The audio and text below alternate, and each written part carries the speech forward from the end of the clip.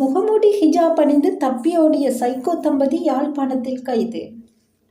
கண்டி தல்தனிய பகுதியில் சொகுசு காருக்குள் இருந்து 33 வயதுடைய பெண் இயன்முறை சிகிச்சையாளர் சடலமாக மீட்கப்பட்ட கொடூர கொலை சம்பவத்தின் பிரதான சந்தேக நபரான காதலன், அவரது திருமணமான மனைவி மற்றும் சிறு குழந்தை ஆகியோர் இன்று காலை யாழ்ப்பாணம் சாவகச்சேரி பகுதியில் வைத்து அதிரடியாக கைது செய்யப்பட்டுள்ளனர்.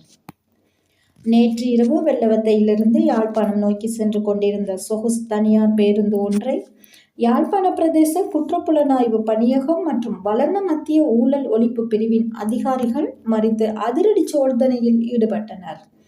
வளன பிரிவின் பணிப்பாளர் உதவி போலீஸ் அச்சகத்தர் ரோஹன் ஒலுகலவின் நேரடி மேற்பார்வையில் இந்த வேட்டை அரங்கேறியுள்ளது.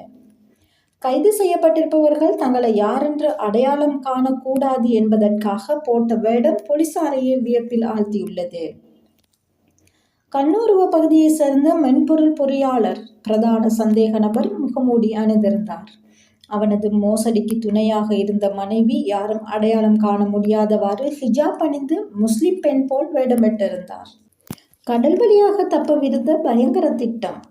போலீசாரின் முதற்கட்ட விசாரணையில் இந்த ஜோடி கடந்த சில நாட்களாக நீர்கொழும்பு மற்றும் சிலாபம் பகுதியில் பதுங்கி இருந்து பின்னர் கடல் வழியாக இரகசியமாக வெளிநாட்டிற்கு தப்பிச் செல்ல திட்டமிட்டிருந்த அதிர்ச்சி உண்மை வெளிவந்துள்ளது. கைது செய்யப்பட்ட பின் வாக்குமூலம் அளித்துள்ள சந்தேக நபர், நாங்கள் வவுனியாவிலிருந்து குருநாகலுக்கு சென்று அங்குள்ள எங்களது மற்ற 2 பிள்ளைகளையும் கவனித்துவிட்டு பின்னர் போலீசாரிடம் சரணடையவே திட்டமிட்டிருந்தோம் என புதிய கதையை கட்டவிழ்த்துவிட்டுள்ளார்.